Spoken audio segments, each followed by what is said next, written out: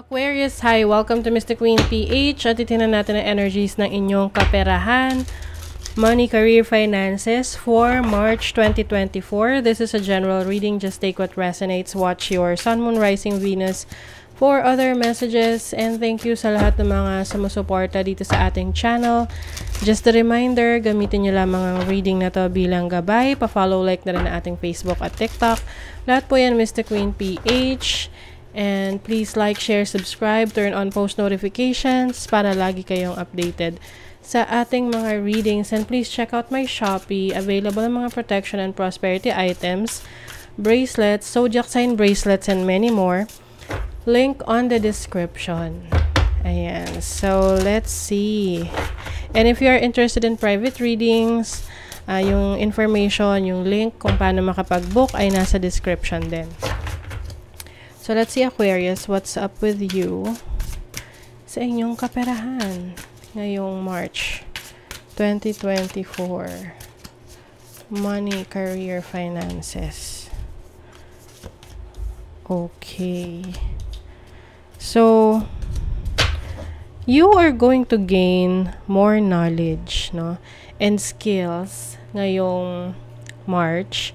With the High Priestess, some of you ay nasa spiritual na career, no? Spiritual path, or pwedeng spiritual teacher, spiritual healer, tarot reader, ganyan, astrologer. So you have a lot of knowledge na you can share to others. And yung iba sa inyo, mas lumalalim yung inyong connection sa inyong sarili. Mas nagiging spiritual kayo ngayon.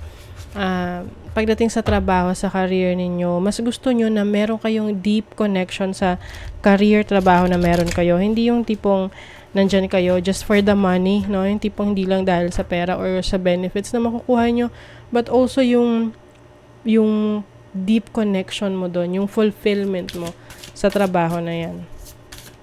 So, your challenge is the Six of Cups. Maaring merong opportunity or trabaho, business career na babalik, no, sa'yo ngayong March, na magdadalawang isip ka kung kukunin mo ulit, susubukan mo ulit, gagawin mo ulit. Oo, kaya siguro ngayon you are looking for answers, you are seeking for guidance, no. Itong career, trabaho na to ay talaga namang naging very special sa'yo. Pwedeng kaya ka nawala dyan sa trabaho na yan before is nagtanggal sila, nag-lay off, or for some reasons, kailangan mo siyang i-let go dahil merong mas magandang opportunity na magbibigay sa'yo ng mas malaking kita or income. Pero talagang yun yung gusto mo, 'di ba? So, ngayon, may pagkakataon ka na balikan yan, pero medyo undecided ka. So, your opportunity is the Knight of Cups. Merong offer. Magandang offer to, no? Pagdating sa work, sa trabaho mo, sa career mo, sa business. I think ito yung ino-offer ulit sa iyo, no? From your past na nagawa mo na, naging trabaho mo na before. So, may opportunity ka na balikan yan, subukan ulit, magsimula ulit, gawin ulit, no? Something that you love, something na malapit sa puso mo na career, trabaho. You have the Ten of Cups as your blessing.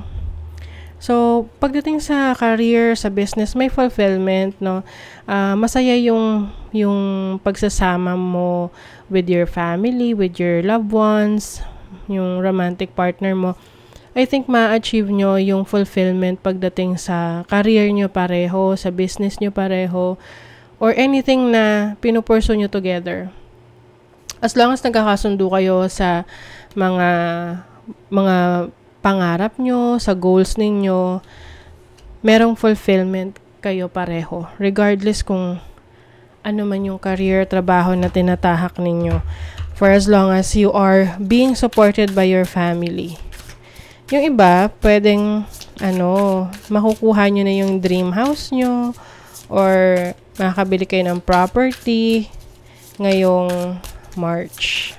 What is the High Priestess? The Hanged Man. Oo. you are rethinking your situation sa ngayon.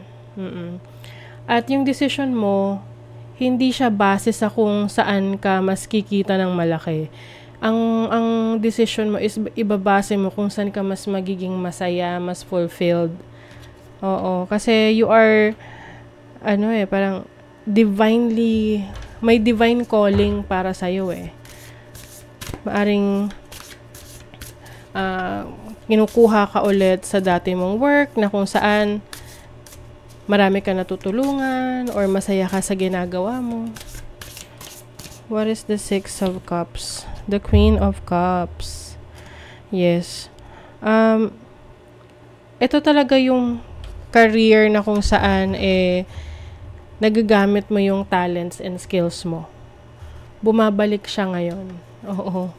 Bumabalik. Pwedeng naapektuhan ka ng pandemic before kaya nawala to sa'yo. So ngayon, kino-consider mo ulit na bumalik kasi may opportunity, may offer sa'yo na bumalik sa company na yan, or ikaw mismo na meron ka ng pagkakataon na balikan yung dati mong negosyo, dati mong trabaho, ganon.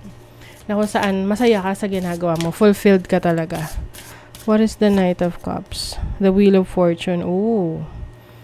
As an opportunity, kung saan ka man magiging masaya ngayon sa career mo, doon ka mas magiging masagana, doon mas magiging mabilis ang takbo ng pag-unlad mo. So ngayon, kaya pinag-iisipan mo yung situation mo ngayon kung masaya ka ba sa sitwasyon mo. Kasi kung hindi ka masaya ngayon, i-consider mo kung nasaan yung happiness na yan, no?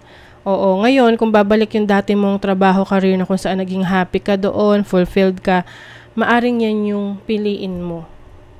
Oo, at doon ka mas magiging successful. Kasi minsan may mga trabaho tayo na kinukuha dahil wala tayong choice, yun lang yung available, no? But for you, ito yung gusto nyo talaga. What is the Ten of Cups? You have the Ten of Swords. Yes.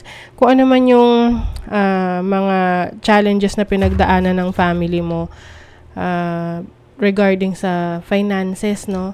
Sa career, sa trabaho mo. Ngayon, tapos na yon, yung challenge na yon. And the blessing is, kayo ay unti-unti nang nakakabangon, no? Oo. Sa challenges na yan. Yung iba talaga na stress kayo for the longest time. Yung tipong pwedeng kinikita nyo, sapat lang. Tapos ngayon, ito may opportunity na kung saan dito ka masaya. You will be taken care of in difficult times. Ayan. So, magkaroon man kayo ng challenging situation ngayon sa trabaho, sa business, sa career, kayo ay aalagaan, no? Oo. I feel like this is your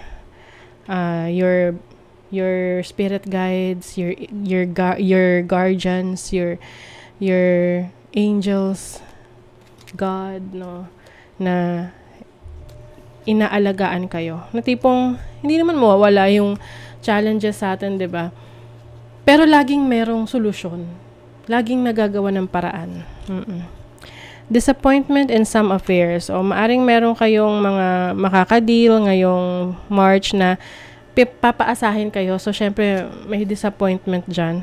You are highly thought of. So, merong tao na lagi kang iniisip.